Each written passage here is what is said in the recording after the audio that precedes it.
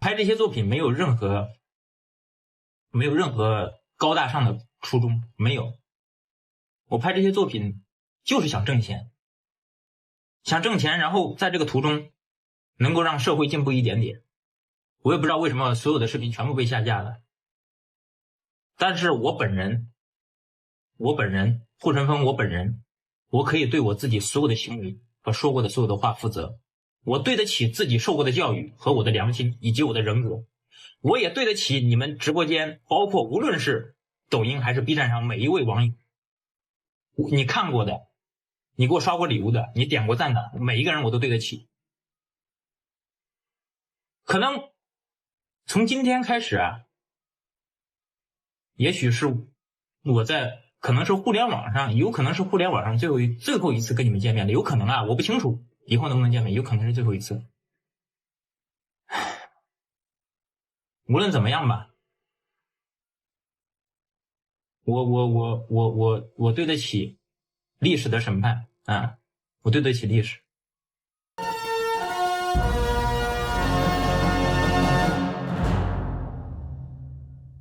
观众朋友，大家好，这里是大时局，我是邓梅。百万网红护城风全网账号突然停更，直播功能被关闭。在最后一次直播中，他哽咽地说：“也许这是我最后一次和大家见面。”那么，到底是谁害怕他的声音真实？为何会成为负能量呢？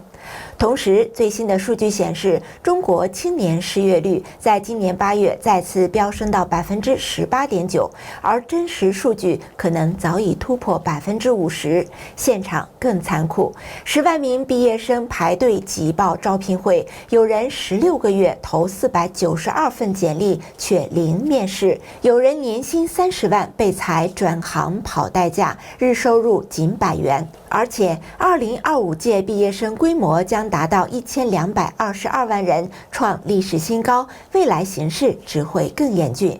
今天，我们就从护城风的消失聊到中国的失业浮世绘。护城风这位拥有100万粉丝的中国网红，他的微博、抖音、B 站等多个平台的账号相继停止更新，直播功能遭到关闭，标志着他可能已经遭到全面封禁。近日，话题护城风被封登上了中国大陆社交媒体热搜，引发广泛关注。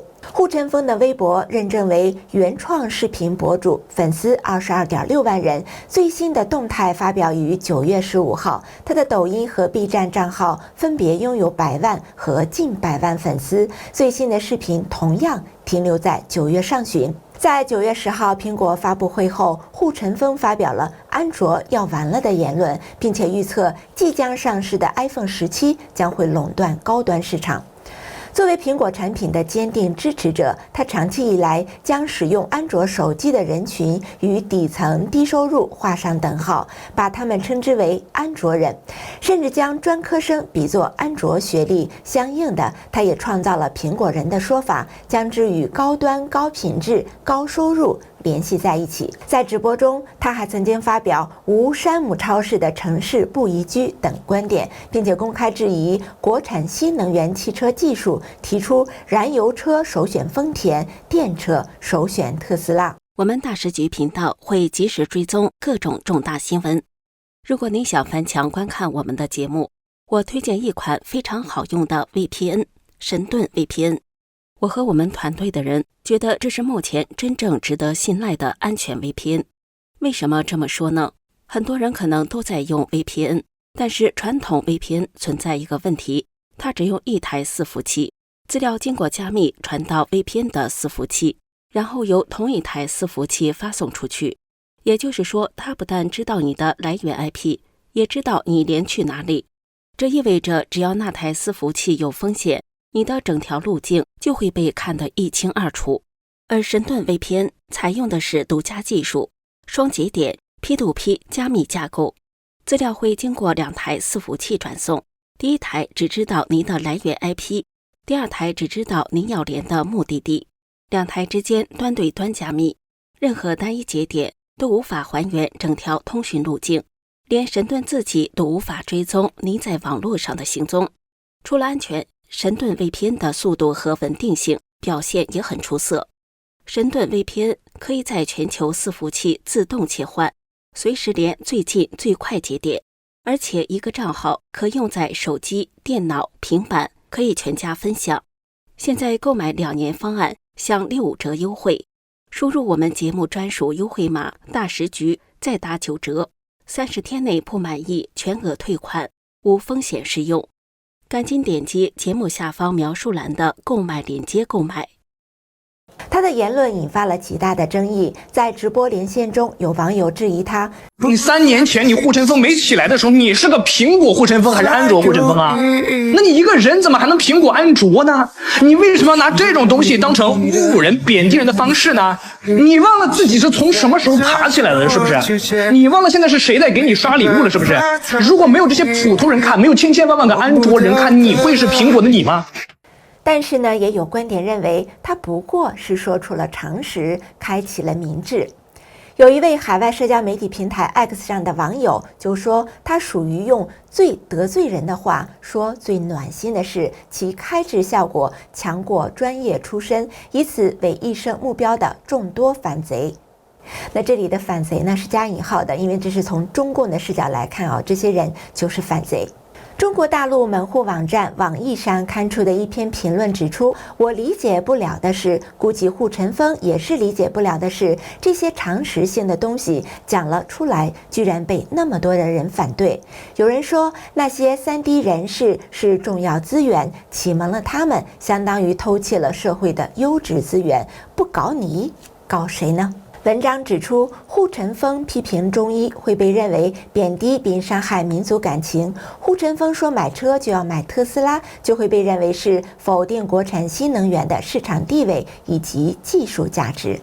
文章还指出，护城风被封禁是因为它触及了一些不该说的东西，揭开了社会底层的一角。事实上，这并非他首次遭到封禁。他在2023年就曾经因为拍摄农村贫苦老人生活而遭遇到全网封禁，甚至被不明人士威胁灭你满门。他拍摄的视频中，有一位受访老奶奶说，她每个月的养老金只有107块人民币。你没听错，是107块。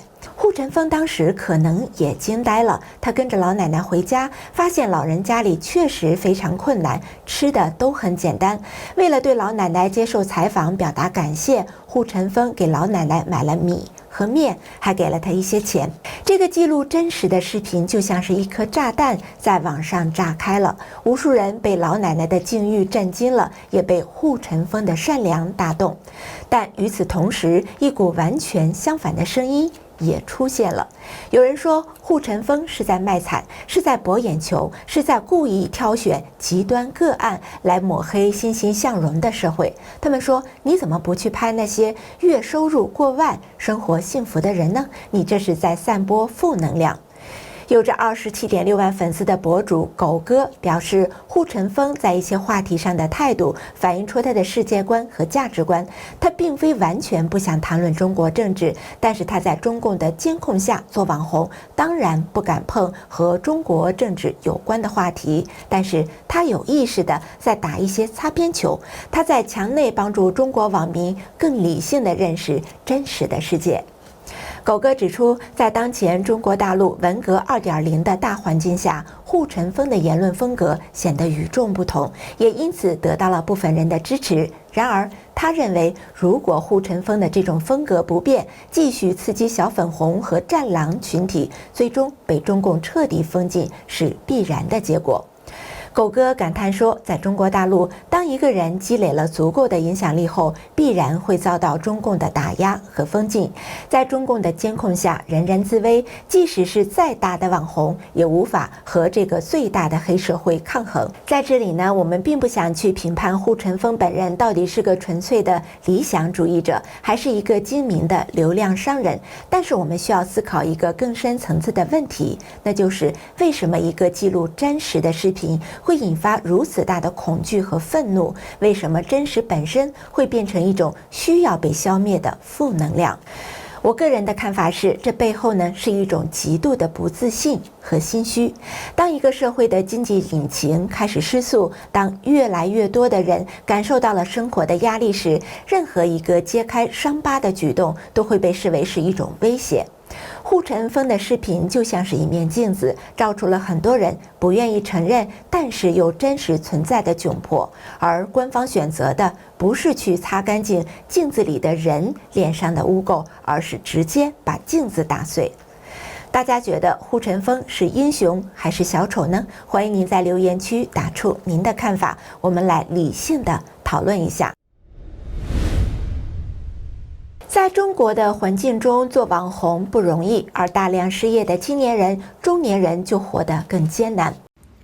大家好，我是24届的应届毕业生，现在我已经失业在家半年了。昨天我在招聘软件上翻到凌晨，手指已经滑到麻木了。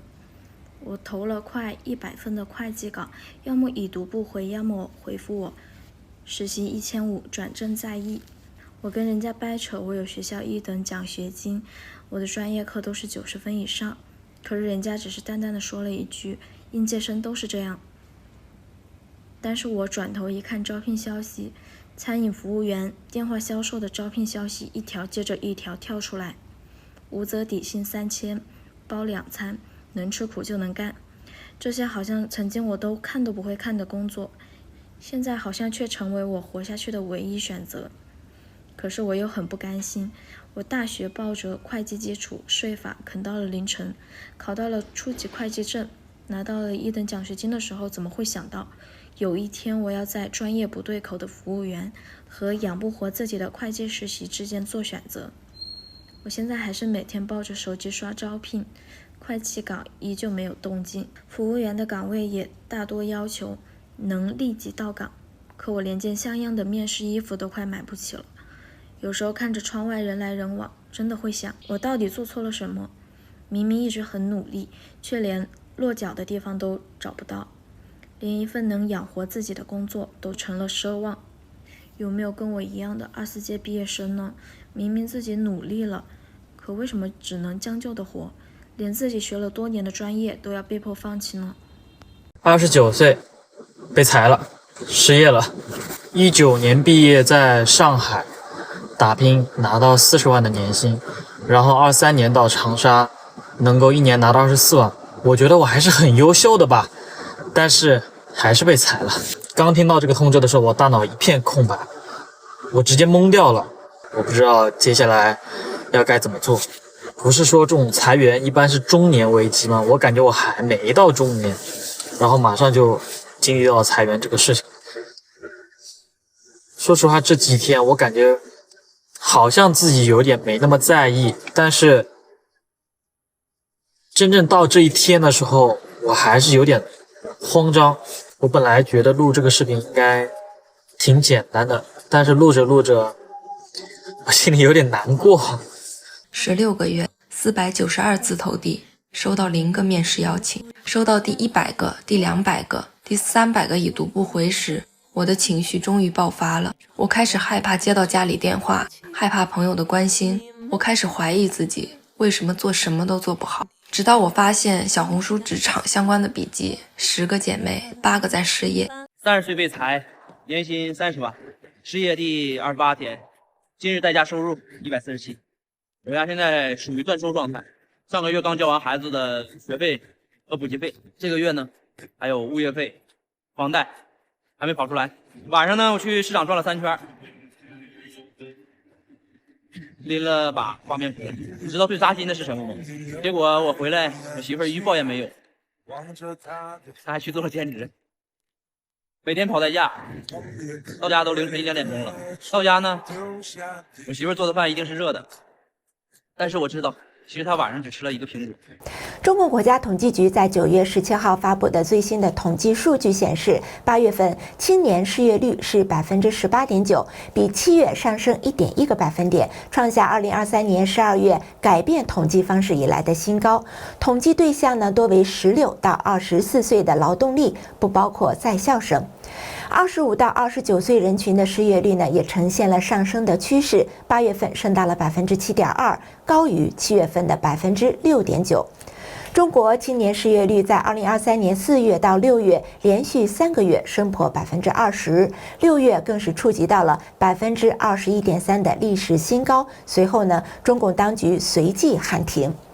官方说，基于调查统计工作需要调整，不再发布青年失业率的数据。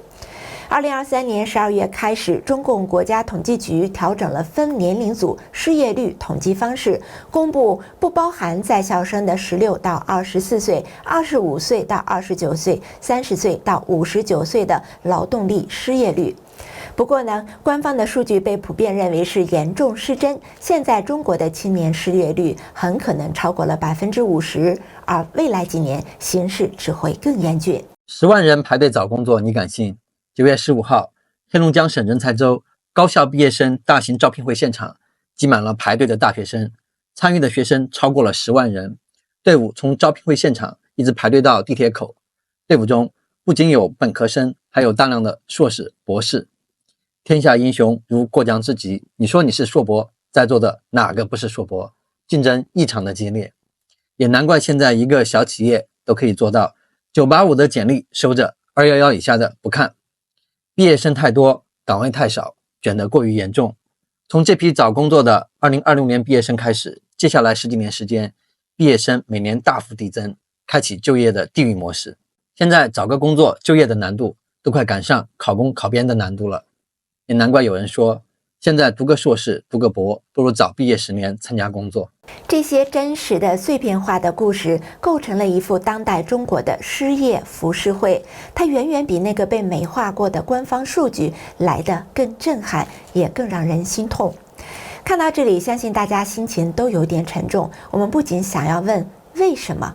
为什么短短几年的时间，就业市场就会恶化到如此地步？这背后的原因非常的复杂，但有几个关键的因素是绕不开的。第一个呢，就是来自政策层面的3记重锤。大家可能还记得，在前几年，政府对3个行业进行了雷霆万钧般的整顿。第一锤呢，就是砸向了互联网科技行业，以反垄断和防止资本无序扩张为名，对阿里、腾讯、滴滴等巨头进行了严厉的处罚和限制。这些公司曾经是吸引顶尖大学毕业生的最大的海绵，一声令下，大规模的裁员潮开启，成千上万的高薪岗位瞬间消失。第二锤砸向了房地产行业，通过3道红线这样的政策，严格限制房企的融资。结果呢，大家也看到了，恒大、碧桂园等巨头是接连暴雷，整个房地产产业链从设计、建筑到销售、中介，全都陷入了停滞，无数人因此失业。那么第3锤砸向了教培行业，一个双减政策几乎让整个课外补习行业灰飞烟灭，上千万的从业人员一夜之间失去了工作。这3锤下去，打掉的是中国过去20年里最能创造就业也最有活力的3个引擎。这种自毁式的产业打击，后果呢，就是我们今天所看到的岗位供给的断崖式的下跌。第二，就是持续3年的清零政策的深远影响。这个话题呢，可能就有点敏感了，但是我们必须客观地说，长期的不计代价的封城对经济的伤害是毁灭性的。它不仅仅摧毁了无数的餐饮、旅游、零售等中小企业，更重要的是，它严重的打击了企业家和投资者的信心。一个随时可能因为一纸命令就关门歇业的环境，没有人敢做长期投资，没有人敢扩大生产，外资也在加速的撤离，产业链向东南亚和印度转移，这种信心的崩塌不是一朝一夕就能够恢复的。那么第三就是国际大环境的恶化，中美贸易战、科技战以及和西方世界日益紧张的关系，导致中国的出口订单大幅减少。过去作为世界工厂，我们能解决大量的劳动力就业，但是现在随着全球供应链的去中国化，很多工厂都没有订单了，只能放假，甚至是倒闭。第四呢，就是结构性的矛盾，大学生过剩和制造业缺工并存。多年来，中国的大学不断扩招，导致每年上千万的大学毕业生涌入市场，他们都想坐办公室当白领。但是呢，与此同时，工厂里却招不到年轻人，蓝领工人严重短缺，这种结构性失业也是一个非常棘手的问题。当然，导致今天这个局面的原因呢还有很多，除了我们刚刚提到的这几点，您认为还有哪些原因导致了中国严峻的就业形势呢？欢迎您在评论区补充您的思考和观察。好了，今天就聊到这里了，我们再回头看看护城风事件。现在您是不是就明白了，为什么他那个反映底层民众生活的视频会引起那么大的反应？因为他无意中碰触了这个时代最为敏感、最为脆弱的神经。他让我们看到了，在经济下行的压力下，无论是老人还是年轻人，都在承受着巨大的痛苦。而官方对他的封禁以及对失业率数据的盖牌，本质上都是一种逃避。他们试图用打碎镜子的方式来假装屋子里的人脸上没有污垢，他们试图用捂住耳朵的方式来假装听不见房间里痛苦的呻吟。但是问题真的会因为被掩盖而消失吗？我想答案是否定的。最后呢，如果屏幕前有观众朋友正在经历失业的痛苦，或者对未来感到迷茫，那么我想对您说，你不是一个人，请一定不要放弃希望，努力寻找新的机会，哪怕是微小的机会。同时呢，也请照顾好自己的心身健康，因为这比什么都重要。好了，今天的视频就说到这里了。最后留给一个问题给大家：面对这样一个充满不确定性的未来，您感到乐观还是悲观呢？您又有什么样的打算呢？这里是大师局，感谢您的陪伴和思考，请订阅、分享并打开小铃铛，一起在动荡中坚守真相，在黑暗中点燃希望。我是邓梅，我们下次节目再见。